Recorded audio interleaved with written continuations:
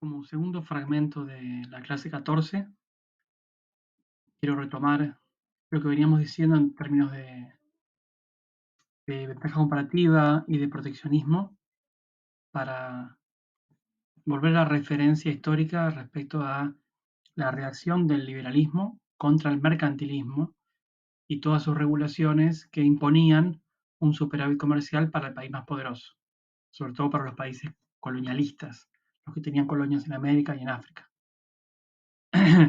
Y frente a eso, la reacción del espacio de pensamiento de Keynes y cómo entre la década del 30 y 1990 hubo una revisión de toda la doctrina liberal, un auge de la intervención estatal otra vez, obviamente no al nivel del mercantilismo, pero sí un nivel de intervención sustancial que volvió a poner en cabeza del Estado la planificación económica, la regulación de la actividad económica, el comercio exterior, etcétera, la fijación de aranceles altos, etcétera. Solo se importaba lo que se consideraba necesario. Esto vuelve a repetirse, este giro otra vez liberal, vuelve a repetirse en los años 90 del siglo XX, en el 80 y 90. Estados Unidos y Gran Bretaña arranca en la década del 80 con los gobiernos de Thatcher y de Reagan. Y en los 90 llega a América Latina, a otros rincones de Asia, etc. Y hay una vuelta otra vez a la desregulación, a bajar aranceles. Se alcanzan acuerdos importantes en la Organización Mundial de Comercio y los países se abren mucho más al comercio exterior, la Argentina entre ellos. Es como otra vez el péndulo que va de un lado para otro. Ahora, fíjense una cosa, aún durante los años 90 y el auge neoliberal, los aranceles no bajaron de manera uniforme en todo el mundo. Bajaron mucho para los productos industriales, los que fabrican los países poderosos, y bajaron menos, mucho menos, los que producimos los países de la periferia. Ya igual les conté que los países ricos aplican eh, subsidian, le dan plata a los productores agrícolas para que puedan competir con los países en desarrollo. Esto hay que decirlo. Debería ser al revés, deberían haber sido los productos de los países pobres los que más reducían los aranceles en el mundo y no lo de los países desarrollados. Es decir, altos aranceles para los productos de los países ricos y bajos aranceles para los productos de los países pobres. Pero no, a nosotros nos dicen que actuemos de forma liberal, pero los países que más debieron seguir las reglas liberales, de hecho, donde se gestan estas reglas liberales, en esos países desarrollados, de las cuales se exportan las teorías liberales, este, justamente porque son más competitivos, pueden no aplicar restricciones porque tienen una productividad muy importante. Y ahí tienen que, esos países son los que ponen trabas a los productos agrícolas porque no tienen una alta competitividad que no está derivada solamente de la acumulación de herramientas, de máquinas y de capital, sino también porque no tienen espacio físico suficiente para una producción agrícola a gran escala como tenemos nosotros. Estados Unidos sí tiene una gran agricultura, pero la subsidia porque es cara, porque los salarios son en dólares, son caros, los costos son caros en dólares. Las razones entonces son diversas, pero toda la traba al comercio gira en la idea de que no se puede competir con la agricultura y la minería de los países en desarrollo. Eh, Poner un choclo en Europa para Argentina es casi imposible, y un kilo de carne en Estados Unidos no quiero ni hacerles el cuento. Incluso los países ricos nos aplican lo que se llaman serruchos arancelarios. La idea de aranceles que tienen variaciones. Nos fijan aranceles que van subiendo a medida que los productos que exportamos tienen mayor valor agregado. Así que si queremos exportar lana sucia recién esquilada de la oveja, ahí nos vamos a encontrar para entrar a Europa con un arancel cero. Ahora, si la lana ya está lavada y tiene algún tipo de proceso, un ejemplo burdo, no real que estoy diciendo, si ya queremos exportar un pullover, el arancel ya es del 100%. Esto lo que nos indica es que detrás de las teorías de compensación comparativa y de liberalismo, lo que hay es una competencia entre los países por mantener y generar empleos en sus territorios. Ese, digamos, es detrás de la escena de lo que pasa a nivel mundial. Además, por producir en sus territorios la mayor cantidad de bienes de valor agregado, de acumular empleos de mayor valor agregado, que son los que más son mejor remunerados son. Las actividades que hacen las empresas que más ganancia tienen, tanto de bienes como de servicios. La razón es simple, porque son los mejores pagos, los que pagan más impuestos, los que pueden lograr diferenciarse más respecto a la competencia. Acá lo importante en este punto, y paso a la pantalla siguiente, es que un choclo o la soja o cosas parecidas son idénticos a otro choclo o a otra soja. Se llaman commodities. Commodities con doble M. En realidad sería con Y, commodity. Así se llaman. Productos que son estandarizados, que son eh, reemplazables por otros similares de cualquier parte del mundo, que compiten el trigo argentino con el trigo de cualquier otra parte del mundo. Norteamericano, de Indonesia, de Australia, el que sea. De esta forma tal que si uno no puede diferenciarse por la calidad o por alguna cosa que le agregue, solo puede diferenciarse por el precio. ¿Está? No, no hay otra forma de hacerlo. Así que en un país que produce choclo, lo normal es que no compre choclo importado, porque lo que va a hacer es deprimir el precio local. Va a generar abundancia y deprimir el precio local. Esto lo que me sirve es para mostrar por qué el comercio hacia adentro de la región latinoamericana es relativamente bajo. Y es porque exportamos sobre todo cosas que compiten entre sí. ¿Cuál es la principal exportación de Uruguay? Carne y soja. De Paraguay, carne y soja. De Chile, cobre. De Perú, cobre. Este, de Brasil, soja, acero. En algún momento fue café. Pero son todas cosas que competimos entre nosotros, con lo cual no tenemos intercambios por ese lado. En cambio, los bienes industriales sí permiten lo que se llama comercio intraindustrial. Comercio intraindustrial. Un país que produce autos de una variedad perfectamente puede importar autos de otros países que le van a ofrecer al consumidor otra variedad de autos.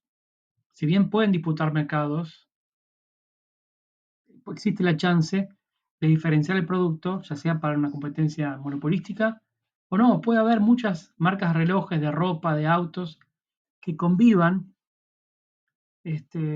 sin que una se quede con todo el mercado, porque hay gustos para todos. Autos chicos, autos grandes, autos de 3 filas de asientos, de una fila de asientos, autos para cargar mercadería, autos grandes, camionetas, precisamente porque los bienes industriales tienen esa característica de poder ser diferentes entre sí, de poder tener matices, desde los colores hasta la tecnología, hasta la seguridad, lo que sea. Entonces lo que uno ve en el comercio europeo, que es mucho más alto que el comercio intra de América Latina, y es porque los autos alemanes se venden en Francia y los autos franceses en Alemania, y así con la mayor parte de los productos que intercambian. Ahora quiero introducir otro fenómeno, que ya lo nombramos, que es el tema de las barreras impositivas a la introducción de productos extranjeros, los aranceles. ¿Qué es un arancel? Bueno, es un impuesto, un tributo, una contribución que se le aplica al bien importado por sobre su precio o sobre cada unidad, que va a pagar el Estado y que significa para el consumidor pagar un precio más alto, salvo que el productor extranjero o el importador decidan bajar ese precio. Ahora, los niveles de aranceles nos llevan a clasificarlos y evaluarlos por sus efectos. Samuelson habla del arancel prohibitivo, cuando se refiere a aquel que es tan alto que elimina toda posibilidad de importaciones. Digamos, un arancel del 1000%. Vuelve tan caro el producto importado que impide la competencia mínima con la producción local. Ahora, se trata de un caso del arancel prohibitivo donde detrás de un mecanismo legítimo y aceptado para seleccionar y obtener un provecho del comercio exterior, prácticamente se lo prohíbe. Ahora hay formas menos complejas, aparte del arancel, que es este impuesto, este tributo al producto importado. Eh, Igualmente, una cosa, lo puedo decir más tarde también, pero puede ser que el impuesto sea, creo que lo dije ya, sobre el precio, o sea, por cada lapicera que vale un peso, se le agrega 20 centavos de impuesto, un arancel del 20%. Pero también se puede fijar el impuesto sobre cada unidad del producto. O sea, por cada virome no importa el precio. Si la virome sale 5 pesos o 85, no importa. Sobre cada virome se va a fijar un arancel que puede ser fijo, puede ser 20 pesos, 5 pesos, el que sea. ¿Eh? O el 20%, pero no importa el precio. Entonces puede subir o puede bajar respecto de cuál es el precio de ese producto. Decía, otra forma de regular el comercio exterior son las cuotas. Cuotas es una palabra que también digamos, se usa otras palabras como cupos o contingentes. Cuotas, cupos o contingentes son todas palabras que expresan más o menos lo mismo. ¿Qué significa esto? Que se impone un límite máximo a la cantidad de importaciones. Un cupo, una cuota, un límite máximo a la cantidad de importaciones. Ahí no se les va a aplicar un impuesto, un arancel que le sube el precio. Lo que vamos a hacer es decir, solo voy a dejar entrar a mi país 10.000 unidades de lo que sea. Así como dijimos que el arancel puede ser sobre el precio o sobre la cantidad, o sea, por cada tonelada de soja va un 20%. En general se fija sobre la cantidad el arancel cuando no es un producto identificado, como yo dije el ejemplo del lápiz o el virome, sino sobre productos a granel. Ahora, el cupo también funciona sobre todo a partir del volumen. Lo que hace el arancel es subir el precio de, del producto importado porque ese impuesto va en general por encima de ese precio y el importador se lo va a sumar al precio. Lo que voy a hacer con el cupo es, como dije, prohibir el ingreso a partir de un cierto número. Digo, 10.000 unidades de lavarropa. ¿Por qué? Y bien, uno puede calcular como Estado, planificar que la demanda local, la demanda local, tiene un cierto volumen anual. Entonces, si uno compara esa demanda global del país con la oferta de ese país en términos de lavarropas, uno advierte que a la oferta de las empresas que fabrican lavarropas le faltan 10.000 lavarropas para abastecer a la demanda, porque la Argentina demanda 10.000 lavarropas por año. Perdón, demanda 100.000 lavarropas y la industria local solo puede fabricar 90.000. Entonces el gobierno dice, ok, vamos a dar un cupo para lavarropas importados para que pueda ser cubierto por empresas extranjeras. Ahora, el problema con esto, los cupos, es que si bien los efectos son similares a los del arancel, porque limitan las importaciones, la diferencia en primer lugar es que no hay recaudación para el Estado, porque no estás impuesto.